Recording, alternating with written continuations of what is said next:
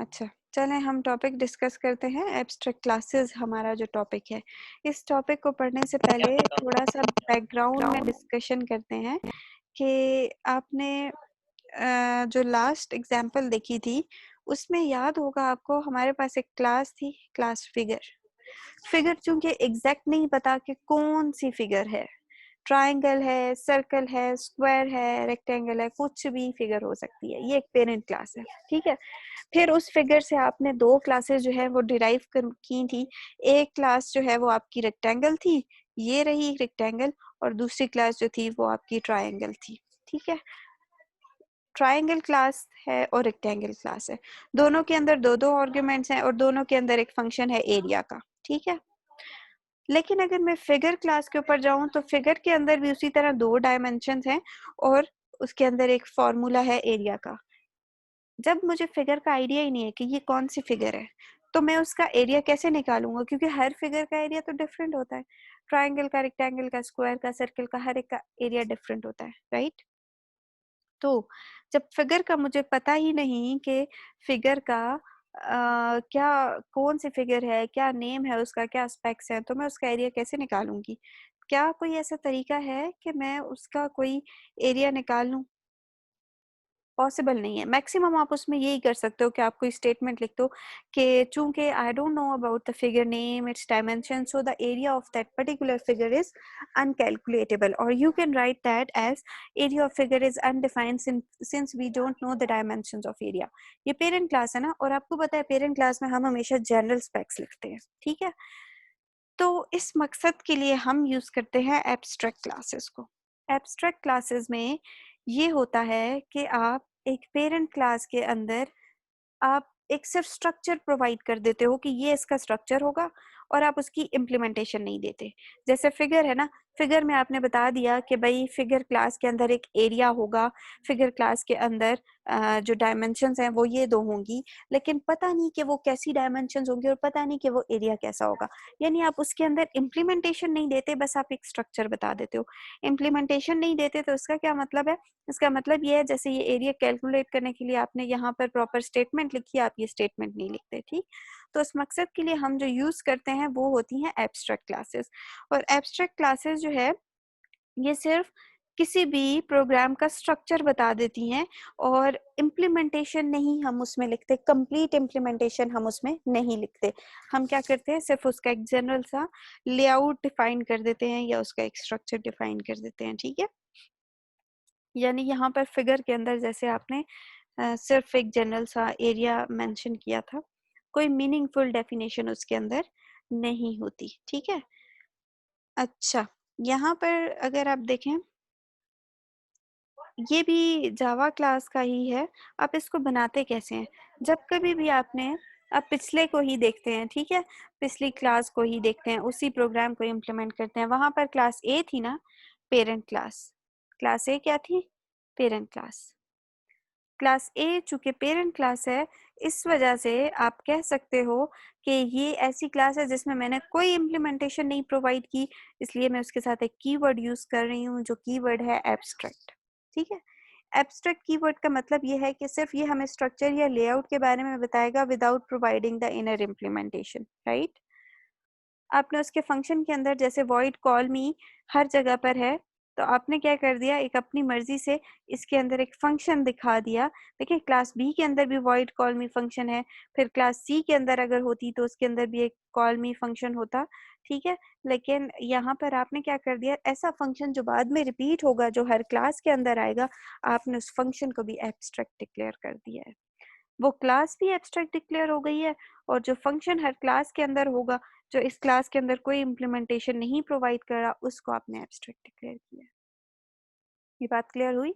यानी समटाइम्स ऐसे होता है, पेरेंट क्लास चूँकि जनरल होती है, उसके अंदर कोई स्पेसिफिक चीज़ नहीं होती, जैसे फिगर है एक बहुत जनरल सा नेम है, इसी तरह से शेप है, शेप एक बिल्कुल जनरल नेम है, शेप की बेस पे आप उसको डिफाइन नहीं कर सकते कि ये किस तरह की शेप है, या उसके स्पेक्स नहीं बयान कर सकते, तो आप उसको डिक्लेयर कर देते हो एब्स्ट्रैक्ट, ठीक? तो इस तरह की जो पेरेंट क्लासेस होती हैं हम उनको सिर्फ स्ट्रक्चर प्रोवाइड करने के लिए लेते हैं और उनके साथ हम डिक्लेयर कर देते हैं एब्स्ट्रैक्ट। एब्स्ट्रैक्ट क्लास के अंदर फिर आप ज़रूरी नहीं है कि उसकी इम्प्लीमेंटेशन प्रोवाइड करो।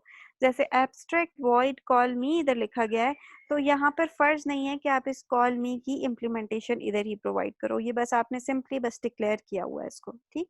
एब्स्ट्रैक्ट वॉइड कॉल मी, राइट। आप इसकी इम्प्लीमेंटेशन, अब इस स्टेटमेंट का मतलब ये है कि जो भी क्लास ए से इनहेरिट होगी उस क्लास के अंदर ये फंक्शन एग्जिस्ट करेगा जिसका नाम है कॉल मी। कंक्रीट मेथड्स भी इस क्लास में हो सकते हैं। कंक्रीट मेथड्स मतलब जो नॉर्मल मेथड्स हैं। आप इसके अलावा उसके अंदर अपनी मर्जी से 10 और फंक्शन लिख सकते हो और उसके अंदर कोई एब्स्ट्रैक्ट फंक्शन भी डिक्लेयर कर सकते हो, ठीक है। मतलब ऐसा फंक्शन भी लिख सकते हो जिसके अंदर इम्प्लीमेंटेशन होगी, और ऐसा फंक्शन भी आप लिख सकते हो, एटलीस्ट वन आपने लिखना जरूरी होता है। किसी भी क्लास को अगर आपने एब्स्ट्रैक्ट डिक्लेयर किया है तो एटलीस्ट वन एक फंक्शन हो, एटलीस्ट एक फंक्शन जरूर हो जो कि एब्स्ट्रैक्ट हो। उसके अलावा आप अपनी मर्जी से उसके अंदर कॉन्क्रीट फंक्शन यानी ऐसे फंक्शन जिनकी प्रॉपर इम्प्लीमेंटेशन होती है वो भी आप लिख सकते हो। आपकी मर्जी, आप लिखना चाहो तो लिखो, आपकी मर्जी आप नहीं लिखना चाहते तो ना लिखो, लेकिन एटलीस्ट एक ऐसा फंक्शन जरूर हो जिसको आपने क्या डिक्लेयर किया हो, जिसको आपने एब्स्ट्रैक्ट डिक्लेयर किया हो। और एब्स्ट्रैक्ट जब डिक्लेयर किया होगा तो आपको पता होगा, आपको अंदाजा होगा कि वो एब्स्ट्रैक्ट जो है वो ये दिखा रहा है कि इसके बाद जितने भी नीचे वाली इस क्लास से क्लासेस इनहेरिट होंगी उसके अंदर ये जो फंक्शन है ये जरूर इम्प्लीमेंटेशन प्रोवाइड करेगा। समझे हैं बात। अब इस प्रोग्राम को अगर आप गौर से देखें तो इसमें क्या हुआ है, वो क्लास जो पेरेंट क्लास थी इसको मैंने क्या डिक्लेयर कर दिया, उसको मैंने एब्स्ट्रैक्ट डिक्लेयर किया। इसके अलावा जो नीचे दूसरी क्लास है एब्स्ट्रैक्ट के साथ, सॉरी जो नीचे फंक्शन था जो हर क्लास में इनहेरिट हो रहा है वो है वॉइड कॉल मी, हर क्लास में ओवरराइड हो रहा है वो है वॉइड कॉल मी। और चूंकि इस क्लास के लिए उसकी कोई इम्प्लीमेंटेशन नहीं है तो मैंने उसको एब्स्ट्रैक्ट डिक्लेयर किया। फिर मेरी मर्जी थी कि मैं यहाँ पर कोई दूसरा कॉन्क्रीट फंक्शन या अपनी मर्जी से ऐसा फंक्शन जिसकी कोई बॉडी है वो भी मेंशन करूँ, तो मैंने मेंशन कर दिया कॉल मी टू, यहाँ पर आ गया, राइट। अब यहाँ पर अगर आप देखें तो ये जो कॉल मी है ना, ये वो कॉल मी है जो यहाँ पर एब्स्ट्रैक्ट डिक्लेयर हुआ है, ठीक है। सो एब्स्ट्रैक्ट क्लासेस क्या होती हैं, एब्स्ट्रैक्ट क्लासेस वो होती हैं जिसमें आप कोई ऐसी क्लास पेरेंट क्लास बना लेते हो जिसके अंदर कोई ख़ास इम्प्लीमेंटेशन नहीं है, आप उसके अंदर स्ट्रक्चर डिफाइन करोगे, आप उसको एब्स्ट्रैक्ट डिक्लेयर कर सकते हो। ये तो इसका एक पॉइंट है। अब दूसरा बहुत इंपॉर्टेंट पॉइंट कि किसी भी एब्स्ट्रैक्ट क्लास का आप ऑब्जेक्ट नहीं बना इंस्टेंशिएट नहीं कर सकते उसको, मतलब it is not possible to instantiate. Instantiate means instance नहीं क्रिएट कर सकते, इनिशियलाइज नहीं कर सकते आप उसको, ठीक है। तो अब उसके अंदर भी एक फंक्शन है, class A implements a concrete method, उसके अंदर एक फंक्शन है। जब आप उसका ऑब्जेक्ट नहीं बना रहे हो तो फिर आप उस फंक्शन को कैसे कॉल करोगे, ठीक है। एब्स्ट्रैक्ट क्लासेस इंस्टेंशिएशन के लिए यूज नहीं होती बट ऑब्जेक्ट रेफरेंसेस के लिए यूज होती हैं, और ये एस्पेक्ट हम यूज देखते हैं नेक्स्ट एग्जांपल में। अब हम फिर दोबारा से इस एग्जांपल के ऊपर आए। इस एग्जांपल में फिगर है और फिगर के अंदर आपने इस क्लास को क्या डिक्लेयर कर दिया है, एब्स्ट्रैक्ट डिक्लेयर किया है। बिल्कुल इसी तरह से आपने इसके अंदर जो था इसका क्या उसको बोलते हैं, कंस्ट्रक्टर आपने डिफाइन किया है, और जो एरिया फंक्शन है यहाँ पर उसकी कोई इम्प्लीमेंटेशन नहीं है तो आपने उसको एब्स्ट्रैक्ट डिक्लेयर किया है। और हमेशा आप याद रखें वो एंड होता है सेमीकोलन से, ठीक है। आपने उसको सेमीकोलन बना दिया।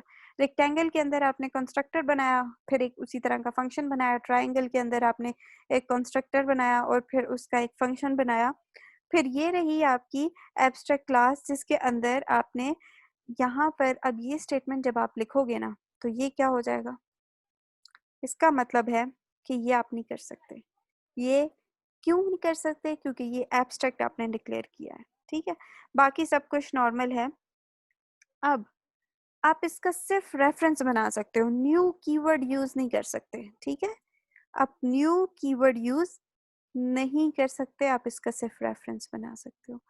रेफरेंस क्या होता है, जैसे हम पिछले प्रोग्राम में क्या कर रहे थे, रेफरेंस में इसका बनाना चाहूँ तो मैं इसका रेफरेंस कैसे बनाऊंगी, इसका रेफरेंस यूं बनेगा, figure FIGURE, figure F equals to new figure नहीं मैं कर सकती। क्यों, क्योंकि हमने ये बताया है कि जब आप एब्स्ट्रैक्ट बना देते हो तो एब्स्ट्रैक्ट का आप ऑब्जेक्ट नहीं बनाते, ये आपको देगा एरर, ठीक है। लेकिन हम आप किसी ना किसी तरह इसके जो है वो रेफरेंस को स्टोर करना चाह रहे हैं, किसी तरह इसकी क्लास के वेरिएबल्स को एक्सेस करना चाह रहे हैं, तो उसके लिए मैं क्या कर सकती हूँ, फिगर कोई रेफरेंस ले लेती हूँ, रेफ, ठीक है।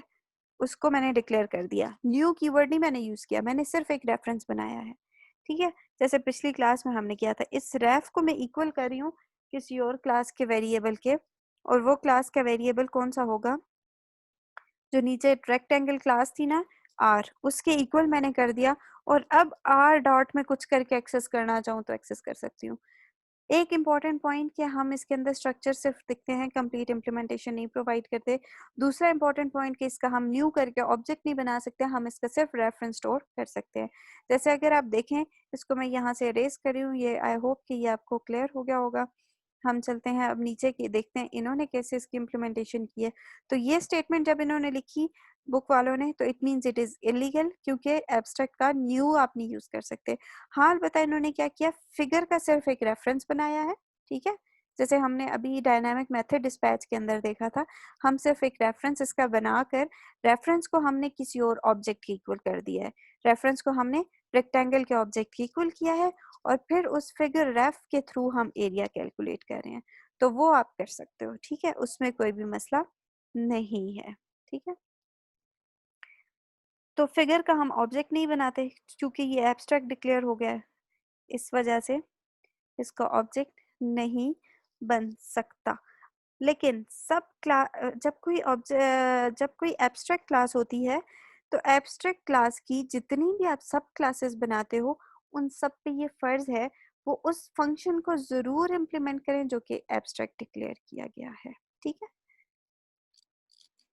जब कभी भी आप कोई ऐसी क्लास बनाओगे जो कि उस फंक्शन को ओवरराइड नहीं करेगा, तो वो आपको एरर देगा, ठीक है। यानी इस स्टेटमेंट का मतलब ये है कि यहाँ पर इस फिगर क्लास के अंदर देखें, ये फिगर पेरेंट क्लास है, इसको मैंने एब्स्ट्रैक्ट डिक्लेयर किया। इसको मैंने एब्स्ट्रैक्ट क्यों डिक्लेयर किया, क्योंकि इसके अंदर एक एरिया फंक्शन है जिसको मैंने बनाया है एब्स्ट्रैक्ट। अब नाम से पता चल रहा है ये एब्स्ट्रैक्ट है, इसका मतलब है जितनी भी चाइल्ड क्लासेस हैं उनके लिए फर्ज हो गया है कि वो एरिया की इम्प्लीमेंटेशन प्रोवाइड करें। अगर वो इस एरिया फंक्शन की इम्प्लीमेंटेशन प्रोवाइड नहीं करेंगे, तो it means we are going to have a compile time error for that. 3 important points मैंने आपको बताए हैं एब्स्ट्रैक्ट के। एक तो ये कि आप क्या करते हो, एब्स्ट्रैक्ट के अंदर मल्टीपल कंक्रीट फंक्शंस भी लिख सकते हो, लेकिन एटलीस्ट एक फंक्शन ऐसा लिखना है जो एब्स्ट्रैक्ट होगा। और दूसरा पॉइंट ये, वो जो आपने एब्स्ट्रैक्ट फंक्शन डिक्लेयर किया है उसको जरूर उसकी सब क्लासेस ने ओवरराइड करना है, वरना एरर आएगा।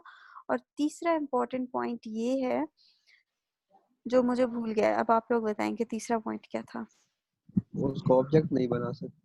आप उसका ऑब्जेक्ट नहीं बना सकते, आप उसका रेफरेंस ले सकते हो, ठीक है। तो रेफरेंस ले सकते हो, इट मींस कि हम रेफरेंस की मदद से उसको किसी और का ऑब्जेक्ट डिजाइन करके उसके इक्वल कर सकते हैं, अदरवाइज आप उसके इक्वल नहीं कर सकते। एक नेक्स्ट इसी के साथ का बिल्कुल छोटा सा एक है टॉपिक जिसका नाम है using final to prevent overriding. जब कभी भी आप चाहते हो कि मैं ओवरराइडिंग ना हो मेरे प्रोग्राम में, आप ओवरराइडिंग से बचाना चाहते हो, तो आप क्या करते हो, उस फंक्शन के साथ आप फाइनल डिक्लेयर कर देते हो, ठीक है। फॉर एग्जाम्पल ये क्लास है, क्लास ए के अंदर ये एक फंक्शन है फाइनल वॉइड मेथ, ठीक। इसके साथ आपने लिख दिया फाइनल। जब आप इसको क्लास बी एक्सटेंड ए के अंदर यही वाला फंक्शन ओवरराइड करते हो, तो आप ओवरराइड नहीं कर सकते। क्यों नहीं कर सकते, क्योंकि इसके साथ आपने फाइनल लिखा है। यानी इनहेरिटेंस के अंदर अगर आपने फाइनल किसी फंक्शन के साथ लिख दिया है, तो इसका मतलब है आप क्या कर रहे हो, उसको ओवरराइडिंग से प्रिवेंट कर रहे हो, ठीक है। फिर इसके अलावा इनहेरिटेंस के अंदर अगर आप किसी क्लास के साथ फाइनल लिख देते हो, तो फिर भी आप उसको इनहेरिट करना चाहोगे तो भी एरर। यानी इन फाइनल हम यूज कर सकते हैं ओवरराइडिंग से बचने के लिए, और फाइनल हम यूज कर सकते हैं इनहेरिटेंस से बचने के लिए। अगर आप किसी फंक्शन के साथ फाइनल लिखोगे, इसका मतलब है उस फंक्शन को आप ओवरराइड नहीं कर सकते चाइल्ड क्लास में।